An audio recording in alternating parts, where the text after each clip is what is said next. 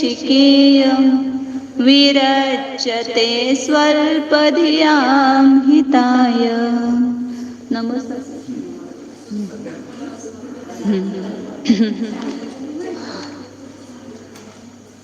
काल आपलं आश्रवाचं संपलं होतं तिथं. आश्रवाचे 2 प्रकाराने भेद केले. पहिल्यांदा आश्रवाचे नाही, पहिल्यांदा केलं ते भावाश्रव आणि भावाश्रवाचे 5 भेद केले. कोणते सांगा हे आयशा? पहिलं कोणतं? योग. त्यातले आपल्या कुठले आपल्याजवळ कुठले आहेत ते बघायचंय ना आपल्याला. आश्रव थांबवायचंय. एक मिथ्यात्व तरी आपलं सुटायला पाहिजे कमीत कमी. ह्या भवात आपण ते काम करू शकतोय, मिथ्यात्व सोडण्याचं. तर मिथ्यात्व सोडण्यासाठी काय काय करायला पाहिजे ते सगळं समजून आपण मिथ्यात्वाचे 5 भेद समजून घेतले. मी नाही मिथ्यात्व वगैरे हे सगळे मिथ्यात्व. आणि मिथ्यात्व कशाला म्हणतात? विपरीत मान्यतेला मिथ्यात्व म्हणतात. गृहीत मिथ्यात्व कशाला? गृहीत मिथ्यात्व सगळं समजून घेतलंय ना. मग ते आपल्या आचरणात आणायचं. नुसतं व्याख्या पाठ करून आपलं कल्याण होणार नाही. ते आपल्या जीवनामध्ये आलं तरच काय होणार आहे? आपलं कल्याण होणार आहे. लोक, लाज, कोणती काही भीती ठेवायची नाही तिथं. आपलं सम्यक्त्व टिकवण्यासाठी आपल्या श्रद्धानामध्ये अशी दृढता यायला पाहिजे की कोणी काय किती काय म्हटलं तरी सुद्धा खऱ्या देवशास्त्र गुरुला सोडून मी कोणत्याही अन्य सरागी देवी देवतांना नमस्कार करणार नाही, त्यांना पूजा वंदन त्यांचे करणार नाही. असं हे गृहीत मिथ्यात्व तर सुटल्याशिवाय पुढचं काहीच आपलं चालू होणार नाही. हिथंच आपलं गाडी थांबते. मग पुढची गाडी कशी सुरू व्हायची? तुमचे ते सिग्नल दिल्याशिवाय गाडी सुटते का? तुम्ही जाऊन बसला, सगळं झालं, तोपर्यंत सिग्नल नाही सुटलं तोपर्यंत ती गाडी सुराळवरनं पुढे सरकत नाही. तसं आपली मोक्ष मार्गाची गाडी आपण जाऊन बसणार, त्यात कधी सुरू होणार? जर आपलं मिथ्यात्व सुटलं तरच. ते सिग्नल मिळालं, मिथ्यात्व संपलं की तिथं धोक्याचा मार्ग टळला आणि तिथं तुम्हाला सिग्नल मिळालं की ती मोक्ष मार्गाकडे गाडी चालू होते. म्हणून आपलं श्रद्धान पहिल्यांदा पक्क करा. खऱ्या देवशास्त्र गुरुला सोडून मी कुणालाही भजणार नाही आणि सगळ्यांचं त्याग. आणि त्याच्यानंतर मग गृहीत मिथ्यात्व सांगितलं. 7 तत्वांचं श्रद्धान सोडण्यासाठी प्रयत्न करायचे. नंतर आश्रवाचे पुन्हा 2 भेद केले. कोणते? सांप्रदायिक आश्रव आणि इर्यापथ आश्रव. सांप्रदायिक आश्रव कशाला म्हटलं? सगळ्यांनी उत्तर द्यायचं नाही एकेकाने.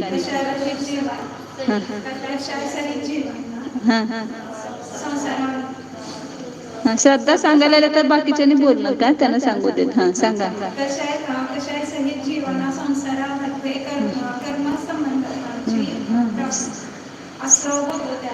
स्थिती आणि अनुभाग बंधाला कारणभूत असा आश्रव होतो.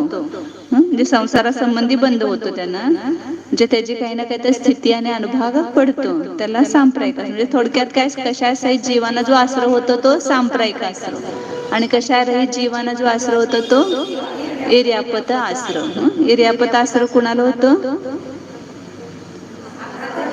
11 गुणस्थानापासून 13 गुणस्थान. सांप्रदायिक आश्रव कुणाला होतो?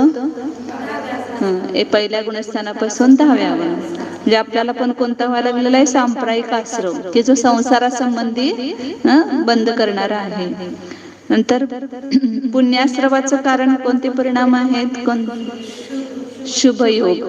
आणि शुभयोग कशाला म्हणायचं? शुभ परिणामानं जो योग होतो तो शुभ योग आहे. आणि अशुभ योगानं जो होतो तो अशुभ परिणामाने जो योग होतो तो अशुभ योग. तो कशाच्या बंधाला कारण आहे?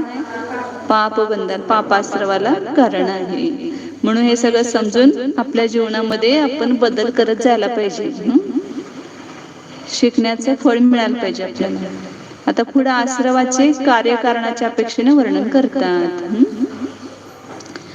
पहिला प्रश्न, कारण कशास म्हणतात? आयशा वाचा.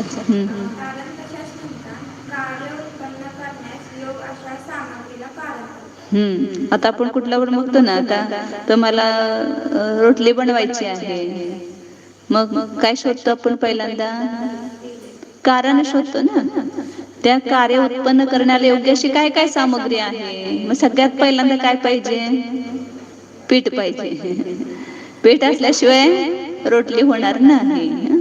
मग पीठ, मग त्याच्यानंतर मग त्याची निमित्तभूत सामग्री शोधतो. पीठ आणि पाणी हे पहिलं उपादान कारण आहे त्याचं. आता पुढे त्याचे भेद करतात, उपादान कारण वगैरे. मग त्याच्यानंतर पोळपाट, तुमचं काय बेलन, काय म्हणता तुम्ही, बळबान, बेलन म्हणताय ना, बेलन आणि पोळपाटच म्हणताय. पोळपाट, तवा, सगळ्या मराठीची भाषा सगळीकडे वेगळी आहे.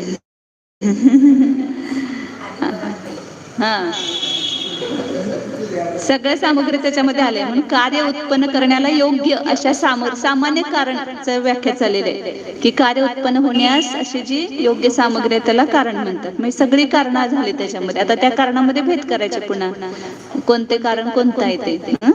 बाई पाहिजे, पोळपाट पाहिजे, लाटणं पाहिजे, लाटणं म्हणजे आपलं बेलन पाहिजे, परात पाहिजे, काडसपिटी पाहिजे. एक नसलं तर चालत नाही काय. सगळी सामग्री असलं तरच ते कार्य होते. परंतु आता त्यातल्या त्या कारणामध्ये पण आता भेद करतात. सगळी कारण समानच आहेत का? नाही. मग त्याचे कोणते भेद आहे ते सांगतात पुढं. उपादान कारण आणि कारण.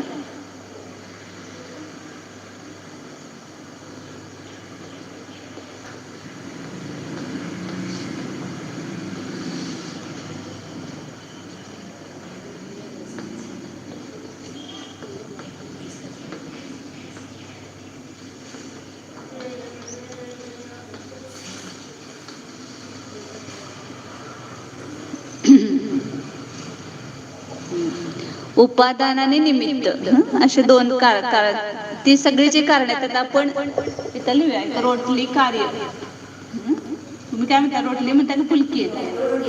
रोटलीच म्हणताय. आणि हे कार्य झालं आणि ह्याची कारण काय काय सांगा.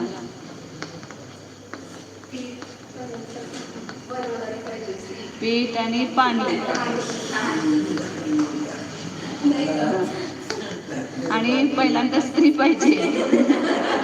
नाहीतर आता मशीन पण निघालेत की घालायचं का, ते घालायला तर पाहिजेच की कोणतरी. स्त्री, पोळपाट, परात, परात नाही, पहिला परात पाहिजे,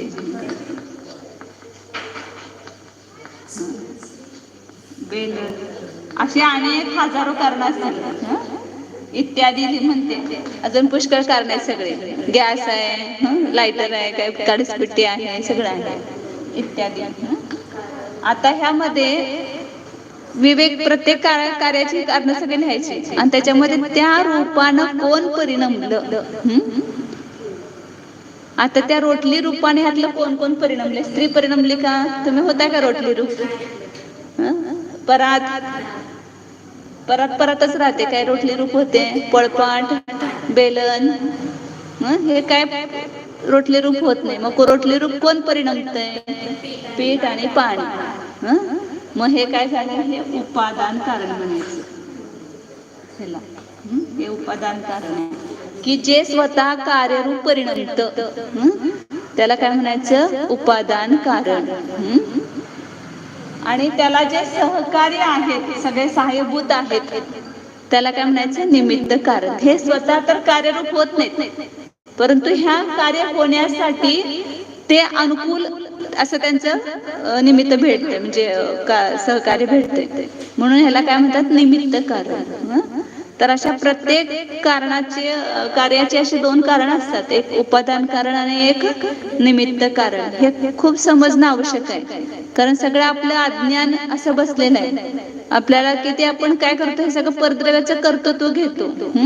की मी रोटली बनवली, मी मैसूर पाक बनवला म्हणून सुंदर झालाय, मी नसतं तर एवढं सुंदर कोण करू शकत नाही माझ्यासारखं. मग तिथं काय होतं आपलं लगेच कर्तृत्व. गाणं चांगलं कोण म्हणतंय? प्रेरणाताई. तर तिथं लगेच आपल्याला काय होतं, त्या संबंधीचं कर्तृत्व. परंतु तिथं विचार करायचा की ते कार्य गाणरूप कार्य आहे. प्रत्येकात एक एक लावून बघा. गाणं म्हटलं आपण, तर ते गाणं त्या रूपानं कोण परिणमलं? आपल्या आत्मप्रदेश परिणमले का त्या रूपानं? कोण परिणमलं त्या रूपानं? तर भाषा वर्गणात पुद्गलाचे का आपण शिकलो. शब्दरूप कोण परिणमतंय? भाषा वर्गणा परिणमतात आणि त्या भाषा वर्गणा त्या शब्दरूपानं परिणमल्या. आणि त्यासाठी मग तुमचा सुस्वर नामकर्माचा उदय आहे तुम्हाला, त्यामुळे ते निमित्त झाले त्या ठिकाणी, ते सुस्वर नामकर्माचा उदय. सुस्वर नामकर्माचा उदय असल्याशिवाय आवाज चांगला असत नाही. तुम्ही पूर्वी काहीतरी असं खूप पुण्य केलंय, त्याच्यामुळे तुम्हाला त्या सुस्वर नामकर्माचा बंद झालाय आणि त्याचा उदय आला ह्या भावात. आणि म्हणून तिथं समजून घ्यायचं की मी गाणं म्हणणारी नाही, मी त्या रूपानं परिणमणारे नाही. भाषा वर्गना त्या रूपानं परिणमतात आणि त्यासाठी मी काय आहे, फक्त जीवाचे परिणाम इच्छा केली तुम्ही गाण्याची, ते निमित्त झालं. त्यामध्ये तुमचं सुस्वर नामकर्माचं उदय तो पण निमित्त आहे. तबला, पेटी, सूर, माईक हे सगळे काय आहे, ते निमित्त कारण आहेत. उपादान कारण कोण आहे त्याच्यामध्ये? असं कुठलं पण तुम्हाला कार्याचं कारण कोण आहे शोधायचं असेल तर त्याची सगळी कारणं लिहून काढा. मग त्यामध्ये त्या रूपानं कोण परिणमलं हे बघायचं. आता मी घर बांधलं म्हणतो, घर रूपानं कोण परिणमलं? दगड, माती, विहर, सिमेंट जे आहेत ते त्या घर रूपानं परिणमलेले आहेत. मग ते त्याचे उपादान कारण आहेत. मग बाकी सगळे इंजिनियर आहे, गवंडी आहेत, किंवा आणखीन बाकी सगळे आहेत, किंवा हत्यार जे आहेत, ते सगळे त्याचे काय आहेत? सहकारी कारण आहेत. मग त्याला म्हणायचं निमित्त कारण. उपादान एकच असतंय, म्हणजे एक किंवा जे रूप परिणमले त्या रूपानं, आणि निमित्त कारण अनेक असू शकतात, शेकडो असू शकतात. परंतु ज्याच्यामध्ये त्या रूपानं परिणमण्याची शक्ती आहे तेच त्या रूपानं परिणमत आणि तेच त्याचं उपादान कारण आहे. म्हणून ह्याला 100% हे करता आहे, करता 100%, आणि हे करता 0%. परंतु हे काय आहे? निमित्त आहे. हे असल्याशिवाय पण काम होणार नाही, निमित्त असल्याशिवाय पण. परंतु ह्याच्यामुळेच झालं असं पण नाही, हे असल्याशिवाय होत नाही आणि ह्याच्यामुळेच कार्य झालं असं पण नाही. कारण हे जे आहे हे मूळ उपादान कारण, ह्याच्यामुळेच कार्य होतंय त्या ठिकाणी. म्हणून इथे दोन्ही सांगितले बघा, वाचा पुढं. कारण उपादान कारण कशाच म्हणतात? सारिका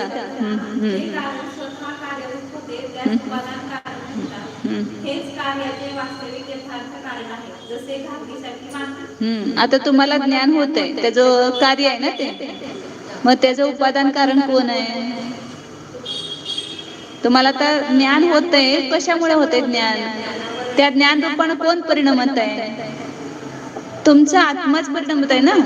आपला आत्माच जो ज्ञान गुण रूप आहे तोच त्या मती ज्ञान, शुद्ध ज्ञान, अवधी ज्ञान रूपानं परिणमन करतो. म्हणून आपला आत्माच काय झाला तिथं उपादान कारण. आणि मग तिथं निमित्त कारण कोण आहे? पुस्तक आहे. हा, म्हणजे निमित्तामध्ये येणार. मी काय घडवू शकणार नाही तुम्हाला, तुमचं ज्ञान मी उत्पन्न करू शकणार नाही, कारण सगळेजण बसलेले आहेत. सगळ्यांना समान समजते का? मी जर तुमचं ज्ञान उत्पन्न करायला कारण असेल तर सगळ्यांना समान समजते का? सगळ्यांना वेगवेगळं, प्रत्येकाची जशी शोभक्षम बुद्धी आहे, शोभक्षम आहे, त्याला अनुसरून ते शोभक्षम पण निमित्त, कर्माचा क्षोभक्षम पण निमित्त आहे, शिक्षक निमित्त आहे, बाकी सगळे पुस्तक निमित्त आहे, फळानिमित्त आहे. परंतु त्या ज्ञान रूपानं परिणमलेला आपला आत्मा तो त्याचं काय आहे? उपादान कारण आहे. आपलं ज्ञान गुणच त्या मती ज्ञान रूपानं परिणमलेलं आहे. म्हणून प्रत्येक हे जर आपल्याला दृष्टी आली ना, आपल्या जीवनामध्ये सगळी शांती. आम्ही काय केलं? निमित्त कारणालाच जाणतोय आणि उपादान कारण जाणत नाही आजपर्यंत. ज्ञान कुणामुळे झालं? शिक्षकांच्यामुळे झालं किंवा पुस्तकामुळे मला ज्ञान आलं. परंतु माझ्यामध्ये ज्ञानशक्ती आहे हेच आपण जाणत नाही. त्या पिठामध्येच रोटली रूप होण्याची शक्ती आहे हे आपण जाणत नाही. आणि मी रोटली बनवली, मग त्याला कोणी नाव ठेवलं की लगेच आम्हाला काय होतंय? असू देत, आमचं असंच असतंय. लगेच राग येतो आपल्याला. कोणी काय म्हटलं की लगेच रुसलो. कारण का? आपण त्याचं स्वतः करता होऊन बसलेलं आहे की मी केलं. कुठलं पण बघा, तर तुम्ही काहीतरी कार्यक्रम असला, सगळ्या महिला एकत्र जमतात, प्रत्येकानं त्याच्यामध्ये करतो तसं मी चांगलं करणार, मी चांगलं करणार, मी चांगलं करते, सगळ्यांना असं वाटत असते. परंतु आता बघा तुम्ही, किती वेळेला आपण चांगलं करायचं म्हणून ठरवतो, परंतु बरोबर करताना कधी ते बिघडतेच पूर्ण. मग का बिघडलं? तुम्ही चांगलं करू शकताय तर. मग त्यावेळेला त्या पिठामध्ये किंवा त्या ह्याच्यामध्ये तशी परिणमण्याची शक्ती नसते. आता हे सुद्धा अजून हे सामान्यच तुम्हाला चांगलं आहे. उपादान करण्यामध्ये पण अनेक भेद आहेत. त्रिकाली उपादान, योग क्षणिक उपादान वगैरे. म्हणजे त्यावेळेला ते कार्यरूप परिणमण्याची शक्ती, योग्यता पण त्या वस्तूमध्ये पाहिजे. त्याच्याशिवाय पण कार्य होत नाही.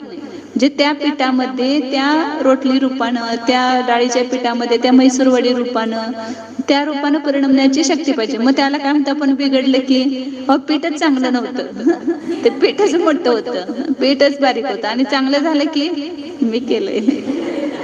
कुठे गेलं आपल्या सुमन काकू, काय त्यांचं नाव नाही, कुसुम कुसुम काकू रोज म्हणते तिथे चौक्यामध्ये, मी केले, घ्या माताजी बिस्किट, मी केले असं. आणि आहे ना राग द्वेष पडलेला आपल्या कशा अजून आहे भाव, तो गेलेला नाही. त्यामुळं असे भाव होतात. तसं काय म्हणजे ते चुकीचं आहे असं नाही, परंतु अंतरंगातून समजून घ्यायचं. आपण वास्तविकता समजून घेतली तर आपल्या जीवनात ह्यालाच तत्वज्ञान म्हणतात. तत्वज्ञानी व्हायचं म्हणजे काय करायचं, जसं वस्तूचं स्वरूप आहे तसं जाणून घेणं, त्याला म्हणायचं तत्वज्ञान होणं. मग वस्तूचं स्वरूप आपण जाणू लागलो तर आपल्याला आपोआपच आपले रागद्वेष कमी व्हायला लागतात.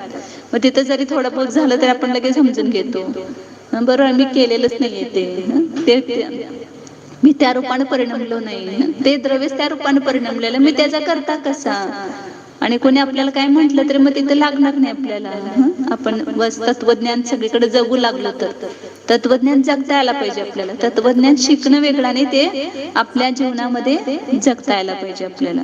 म्हणून काय सांगितलं, तर प्रत्येक ठिकाणी बघायचं. मग उपादान कारण काय, निमित्त कारण. मग उपादान जे आहे ते त्याचा करता आहे, त्याच्यामुळं कार्य झालेलं आहे. मग जे त्या रूपानं परिणमलेलं आहे त्यास काय म्हणतात, उपादान. जे त्या कार्यरूपानं स्वयं परिणमलं ते उपादान कारण, आणि हेच कार्याचे वास्तविक यथार्थ कारण आहे. जसं उदाहरण काय दिलं, गागरीसाठी माती. आता खाली वेदी बनवा लागले, कशाची बनवा लागले ते वेदी. आता ते करणार त्यांना काय वाटणार, आम्ही वेदी बनवली. म्हणजे तिथं काय होतं, लगेच कर्तृत्व येतं. तर तिथं समजून घ्यायचं की ती वेदी कुणा बनवली, विटेमुळे बनलेली आहे, परशेमुळे बनलेलं आहे, मी ते बनवणारा नाही, तर मी फक्त निमित्त मात्र आहे. आपण सगळ्या कार्यासाठी फक्त निमित्त मात्र व्हायचं, उपादान कारण बनायचं नाही, निमित्त कारण घडवायचं.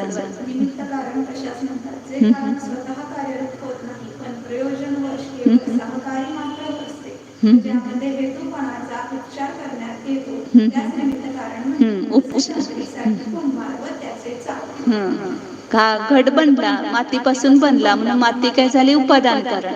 आणि कुंभकार आहे, चाक आहे, कापडा आहे, दंड आहे, ते फिरवतात वगैरे, ते सगळं काय त्याच्यामध्ये निमित्त कारण आहे. उपादान एक असते परंतु निमित्त अनेक असतात. आता पुढे आणखीन त्याचे भेद करतात दुसऱ्या प्रकाराने. पुढे वाचा सीमा बाबी. उपादान व कारणाच्या सामग्रीला समर्थ कारण म्हणतात. ही कारणे मिळाली असता नंतर उत्तर समयामध्ये कार्य उत्पत्ती अवश्य भागी होते. उपादान व निमित्त कारणाच्या समग्रतेला म्हणजे सगळी कारण मिळणं त्याला समर्थ कारण म्हणतात. ही कारणे मिळाली असता अनंतर उत्तर समयामध्ये कार्योत्पत्ती अवश्यम भावी होते. जिथं उपादान पण आहे तिथं सगळे निमित्त पण मिळालेले आहे. एक काडीच पेटी नसली तरी रोटली होणार का, नाही. तोपर्यंत जाऊन बाजारात घेऊन या, मग पेटवा, मग ते होणार. जे त्याची पण ती पूर्णता पाहिजे. सगळे उपादान आणि सगळे निमित्त कारण सामग्री प्राप्त होणं त्याला म्हणतात समर्थ कारण.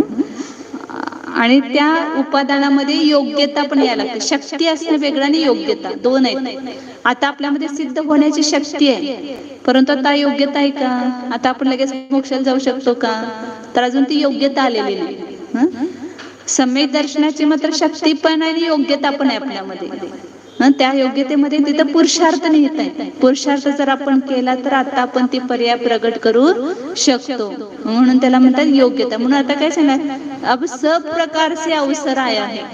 योग्यता आली की नाही तिथं सगळे निमित्त मिळालेत आपल्याला, फक्त आपला कुठं पुरुषार्थ कमी पडला की ते कार्य होत नाही. म्हणजे पुरुषार्थ पण तिथं त्या कारणामध्ये जोडलेला आहे. पंच समवाय म्हणतात त्याला. तिथं त्रिकाल आहे, त्याच्यामध्ये शक्ती पाहिजे, त्या समयामध्ये ते कार्य होण्याची योग्यता पाहिजे, पुरुषार्थ पाहिजे, दुसरं त्या तिथे कर्माचा उदय पाहिजे, आणि काललब्धी पाहिजे ते कार्य होण्याची. तर ते हे सगळे मिळालं तरच त्या ठिकाणी कार्य उत्पन्न होतं.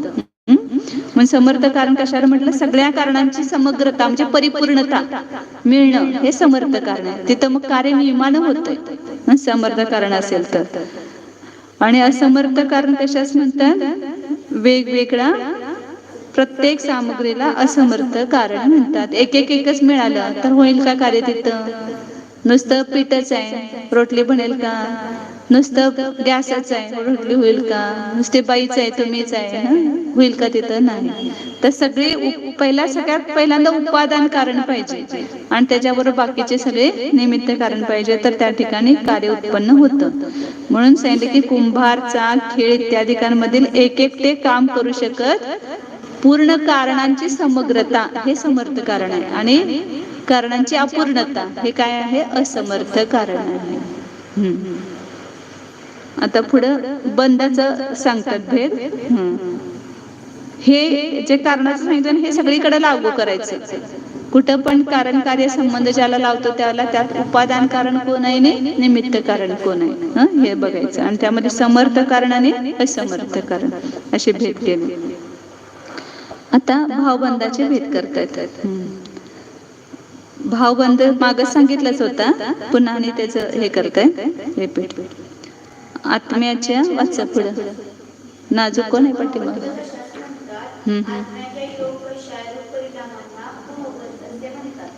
हे मागच भावबंध गेलेलंच आहे, परंतु तिथं पुन्हा दिलेले. तसे मिथ्यात्व, अविरक्ती, प्रमाद, कषाय पाची पण भावबंधच आहेत, परंतु तिथं मुख्यतः कषायाने योग घेतले जातात.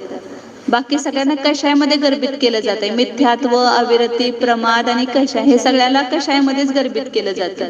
कारण कषायामध्ये, प्रमादामध्ये पण कषाय आहेच, अविरतीमध्ये पण ते कषाय वशच होतात, आणि मिथ्यात्व पण तो मोहनी असाच भेद आहे. त्यामुळे कषायामध्ये सगळ्याला गर्भित करतात. आणि योग यामुळे काय होतं? दोन सांगितलं होतं ना, प्रकृती 4 प्रकारचे बंध सांगितले होते. प्रकृती बंध, प्रदेश बंध, स्थिती बंध आणि अनुभव. त्यातला प्रकृती आणि प्रदेश बंध कशामुळे होतो? योगामुळे. आणि स्थितीबंध आणि अनुभाग बंध कषायामुळे होतो. म्हणून 10व्या गुणस्थानापर्यंत स्थिती आणि अनुभाग बंध होतो, तिथेपर्यंत कषाय आहेत. पुढे कषाय स्थितीबंध होत नाही. भावबंध कशाच म्हणतात? हे झालेलंच आहे, परत एकदा त्याने घेतलेलं आहे, कारण कार्य लावण्यासाठी घेतलेलं आहे. आता इथं आपण लावूया पहिल्यांदा, म्हणजे मला लक्षात वाचलं की लगेच लक्षात येईल.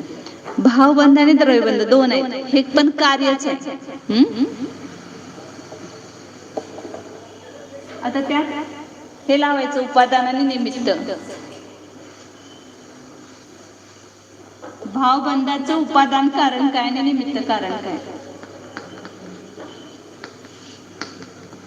भावबंध म्हणजे काय घेतलं? जीवाचे कैशानी योगरूप परिणाम, हे भावबंध आहे. मग त्याचं निमित्त कारण काय आणि उपादान कारण काय? तर जो कषायुक्त आत्मा आहे त्यानेच हे केले ना मिथ्यात्वादिक भाव, तो कोण आहे? त्या रूपानं, त्या भावबंध रूपानं कोण परिणमलं? मिथ्यात्वावरती कषायोग रूपानं कोण परिणमलं?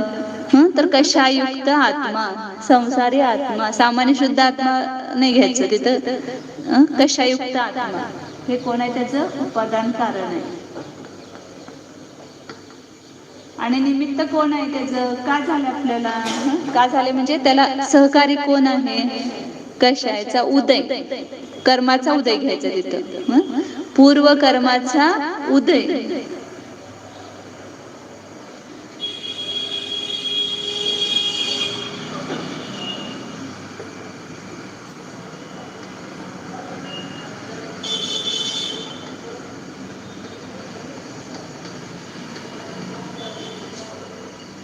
कशाय एक तर आत्म्याचे परिणाम आणि एक कर्मामध्ये पण कशाचा भेद आहे. 8 कर्म बघितल्यावर मोहनियामध्ये 25 कशाय केलं ना, 16 कशाय आणि 9 कशाय, ते कर्माचे पण भेद झाले. मग त्या कशाय कर्माचा उदय आला ना, हा निमित्त झाला. त्यावेळेला आत्मा त्या कशाय भाव रूपानं परिणमला, तोच भावबंध झाला ना.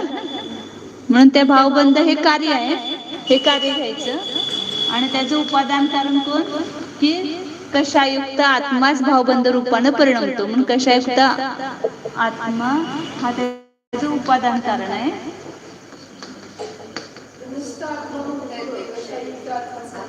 हा कशाय सहित आत्माच परिणमतो ना भावबंध रूपानं. अशुद्ध उपादान आहे ते, जे भावबंध आहे ना त्याचं उपादान अशुद्ध आहे, म्हणून तिथं कशायुक्त आत्मा म्हटलं. आणि पूर्वी जो बांधलेला कशाय कर्म आहे त्याचा काय झाला, उदय आला. तरी पण आहे, दोन्ही पण कशाच आहेत ना. शुभ पण आहे तो कशाचा आहे आणि अशुभ भाव पण कशाचा आहे. भावबंध 2 प्रकारचे आहेत ना.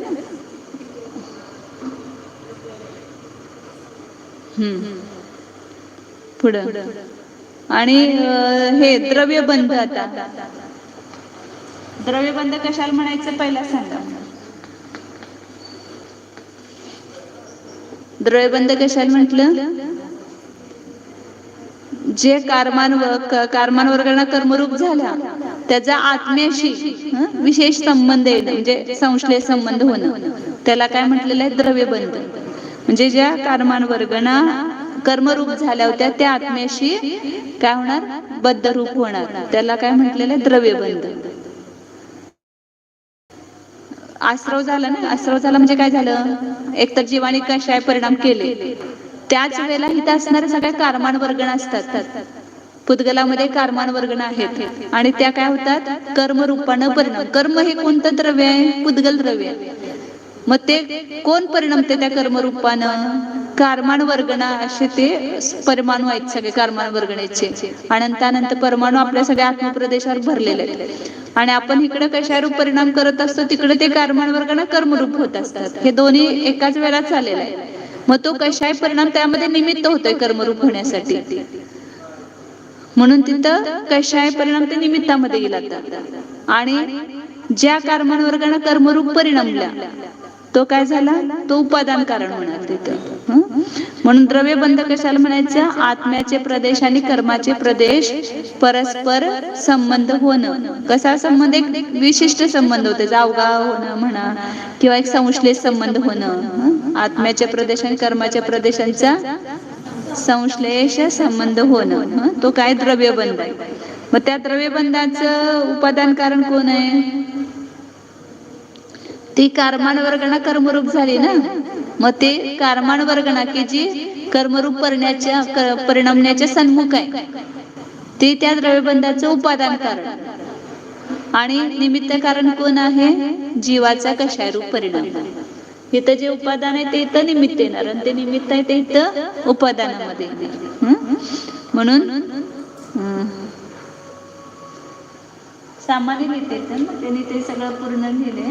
कर्मान वर्गणा त्याच कर्मरूपानं परिणमल्या ना, आणि त्या कर्माचा बंध झाला त्यालाच द्रव्यबंध म्हटलेला आहे. आणि त्यावेळेला जीवाचे जे कशारूप परिणाम झाले, योग आणि कशारूप परिणाम, ते त्याला काय आहेत, निमित्त कारण.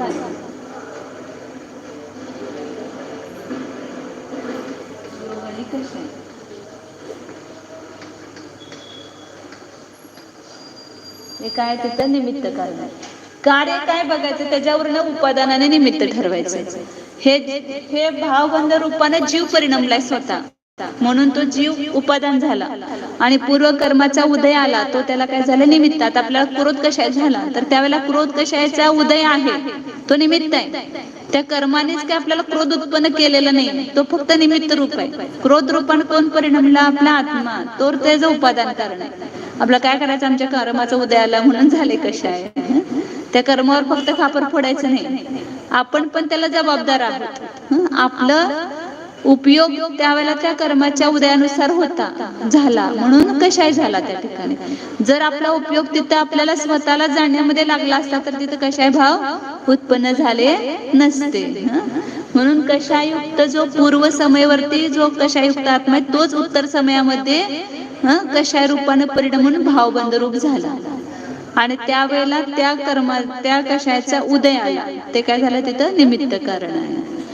आणि द्रव्यबंधामध्ये कर्मान वर्गणा कर्मरूप परिणामला म्हणून ते स्वतः उपादान कारण. आणि निमित्त कारण कोण आहे? जीवाचे योग आणि कषायरूप परिणाम.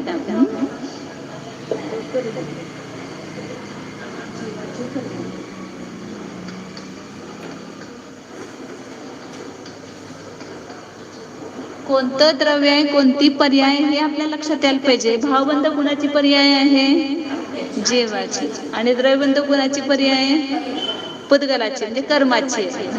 मग त्याचं उपादान कोण असणार? ते द्रव्य स्वयं असणार. कारण ते स्वयंच त्या रूपानं त्या पर्याय रूपानं परिणमतं.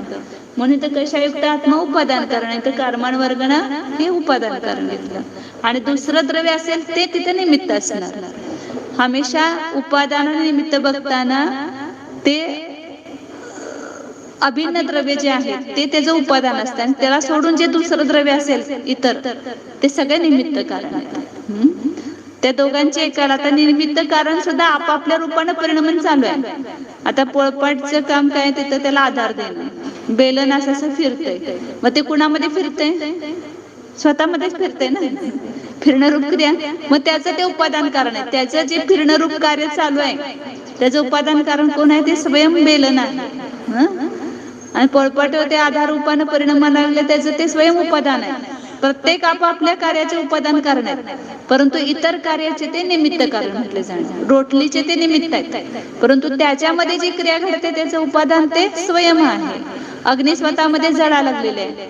अग्निरूप परिणाम व्हायला त्याचं ते स्वयं उपादान आहे. आणि ते इथं रोटलीसाठी निमित्त कारण आहे. प्रत्येक द्रव्य आपल्या स्वतःच्या कार्यासाठी उपादान आहे आणि दुसऱ्यांच्या कार्यासाठी निमित्त कारण आहे. निमित्त कारण पण इथं स्वतःच्या रूपाने पण परिणामन झाला. इथं कर्माचा उदय आहे हा ह्याच्यासाठी निमित्त झाला. परंतु ते स्वयं त्याचा जो उदय आलेला आहे ते कर्मान वर्गणात त्या उदय रूप अवस्थेला प्राप्त झालेला आहे. ते स्वतः कर्म काय झालं त्याचं उपादान कारण. ह्याचं उपादान कारण स्वयं कर्म झालं. आणि त्याला निमित्तभूत द्रव्य क्षेत्र काल भाव. आता तो मित बसलाय तर त्या कशाचा उदय कसा येणार? ह्यातल्या द्रव्य क्षेत्र काल भावाला नुसार त्याच्यामध्ये संक्रमण होते, परिवर्तन होतंय. तीव्रचा मंद पण होतोय. इथे ह्याच वेळ तुम्ही तो दुसरीकडे बसलेला असता तर तिथं तो कशाचा उदय कसा आहे? तो तीव्र येतो. म्हणून द्रव्य क्षेत्र काल भावाचा पण परिणाम त्या कर्माच्या उदयावर होतो. म्हणून चांगल्या आयतनामध्ये जाऊन बसायचं म्हणजे आपोआपच काय होतंय? आपण टळतो तेवढा बंद टळतो आपला. एवढं वाचा ते सगळे प्रश्न. भावबंध कशाच म्हणतात? झालं काय? द्रव्यबंध. पुढं पाठी मग काय त्यांचं नाव? संस्कृतीची मम्मी. संस्कृतीकडनं तुम्हाला ओळखायचं.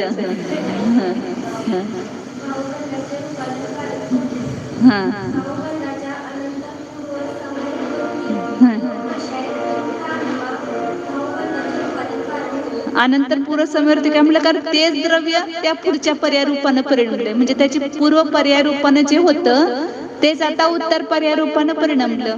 जी माती होती त्याची ती पूर्व पर्याय होती आणि त्याची उत्तर पर्याय काय झाली? घटरूप झाली. म्हणून पूर्व समयवरती ते द्रव्याचं जे परिणमन आहे, परिणामयुक्त ते द्रव्य आहे त्याला उपादान कारण म्हणतात. आणि उत्तर समयवरती जे झालं ते त्याचं उपादेय कार्य म्हणायचं. पुन्हा ते उपादान होणार त्याच्या पुढच्या समयावरती जी पर्याय ती त्याचं कार्य होणार. असं प्रत्येक समयामध्ये उपादान उपादेय संबंध. पूर्व समयवर्ती द्रव्य उपादान,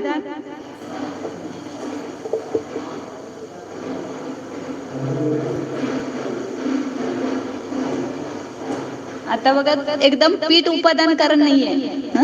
पहिल्यांदा पीठ उपादान कारण ही पूर्व समयवर्ती पर्याय झाली. पूर्व पर्याय. मग त्यानंतर काय झालं? त्याचं तुम्ही बांधली कणिक ती काय म्हणतात त्याला? तुम्ही काय म्हणता त्याला? कणिकच म्हणताय. बांधलेली कणिक. ते काय झालं? त्याचं कार्य झालं. हे उत्तर पर्याय झाले. म्हणून हे पीठ ह्या कणिकेचं उपादान कारण झालं. पुन्हा हे कणिक पूर्व पर्याय झाले. ह्याला आता आपण पूर्व पर्याय करणार. आणि बनलेली रोटली तुमची ते काय झाली? उत्तर पर्याय झाली.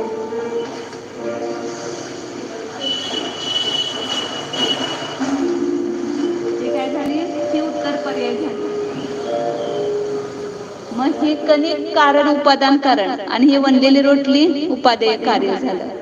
पुन्हा हे उपादान कारण होणार पूर्व समयवरती आणि ती रोटली शेकली तुम्ही, ते रोटली बनली तर ते उपादेय कार्य झालं. असं हे तर अजून मोठं मोठं आहे. तसं प्रत्येक समयाचे चालू असते. समय किती सूक्ष्म आहे.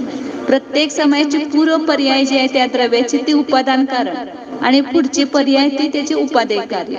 पुन्हा ते उपादान कारण त्याच्या पुढची पर्याय त्याचं उपादेय कार्य. असं त्याला उपादान उपादेय संबंध एकाच द्रव्यामध्ये असतो असं म्हणतात. त्याच्याच पूर्व पर्याय आणि उत्तर पर्यायामध्ये. जसं आता आपलं स्थूल रूपानं बालक पर्याय पूर्व पर्याय, त्याच्यानंतर काय झाले तरुण पर्याय झाले. तर ती बालक पर्याय उपादान कारण, तरुण पर्याय उपादेय कार्य झालं. असे स्थूल रूपानं. तसं प्रत्येक समयामध्ये हे आहे. जर सम्यक दर्शन उत्पन्न झालं तर त्याच्या पूर्व समयावरती पर्याय कोणते असणार? अनिवृत्ती करण रूप परिणाम झाला. 3 करण परिणाम झाल्यानंतर सम्यक दर्शन होतंय ना. आता तुम्हाला ते तात्विक माहित नसल्यामुळे ते लक्षात येणार नाही एखाद्या वेळेस.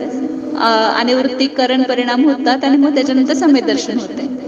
तो पूर्व म्हणजे मिथ्यात्व गुणस्थानातली जी अंतिम समयावरती पर्याय होती ती उपादान कारण आहे आणि पुढं सम्यक दर्शन पर्याय हे कार्य आहे.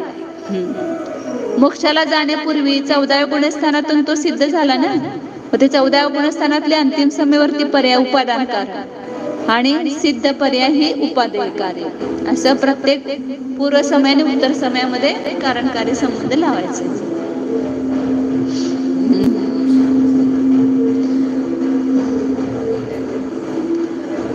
आता तुम्ही रोज गाण्याची प्रॅक्टिस करताय. एकदम तुम्हाला येते का गाणं? मग त्याला ते जे उपादान उपादेय बदलत जातं. जसं प्रॅक्टिस करत जातं, अभ्यास करत जातं तसं त्याच्यामध्ये निष्णातपणा येत जातं. भावबंधाचे निमित्त कारण कोणते?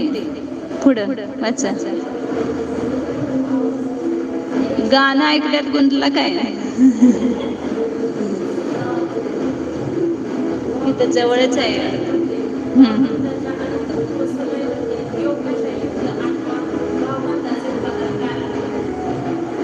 कुठं वाचलं तुम्ही? ते झालं. पुढं निमित्त कारण.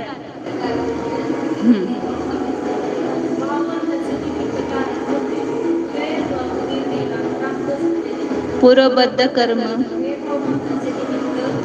उदय आणि उदीर्णा दोन्ही. कारण प्रत्येक समयाला उदयाबरोबर उदीर्णा पण होत असते. म्हणजे पुढं उदयाला येणारं कर्म ते अगोदरच उदयाला येतं, त्याला म्हणतात उदीर्णा. जसं आता आंबा 8 दिवसाने पिकणार होता, तुम्ही त्याला पालमध्ये घातला की लवकर पिकला, म्हणजे तो अगोदर पिकला, त्याचं पक्व झाला. तसं जे कर्म पुढे येणार होतं उदयाला ते उदीर्णा होऊन अगोदरच उदयाला येणार, त्याला म्हणतात उदीर्णा. तर प्रत्येक समयाला उदय उदीर्णा, ज्याचा उदय होतो त्याची उदीर्णा पण होत असते. म्हणून उदयाला आलेलं किंवा उदीर्णाला प्राप्त झालेलं जे कर्म आहे ते त्याचं निमित्त कारण आहे. आणि द्रव्यबंधाचे पुढं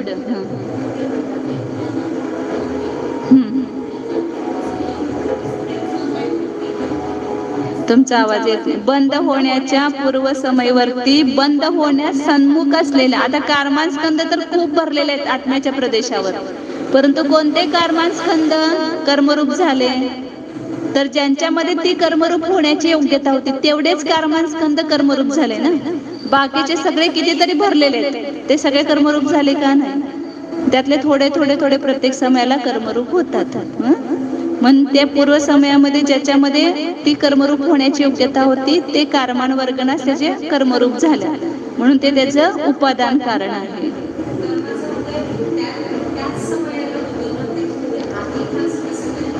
कर्माचा उदय तर प्रत्येक समयाला सुरूच आहे की.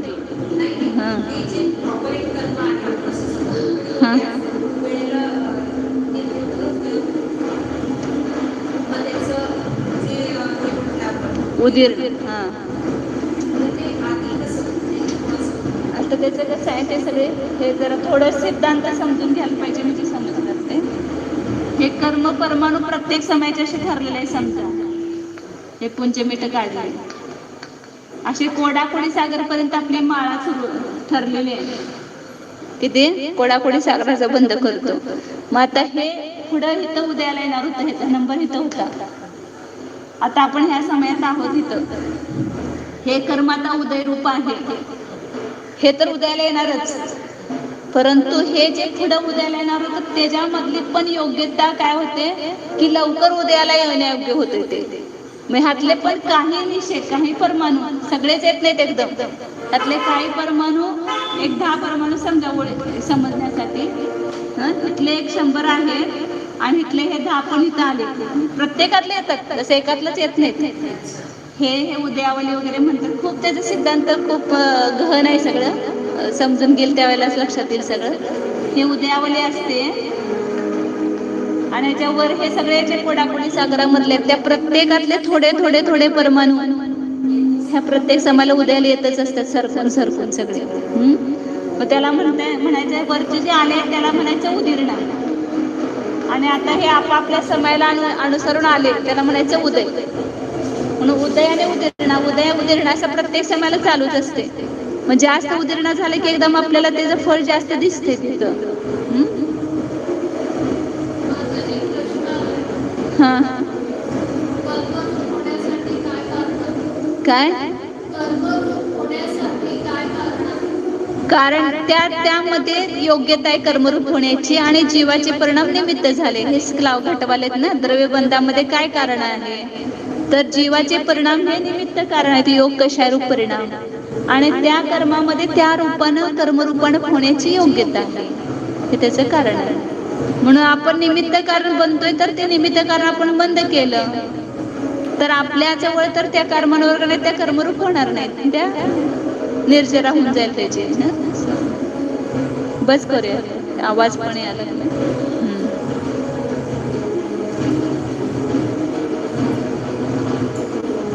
आता इथून पुढे छान सगळं हे समजून घ्यायचं बघा. उदय, उदीर्णा, उपशम हे सगळ्याची व्याख्या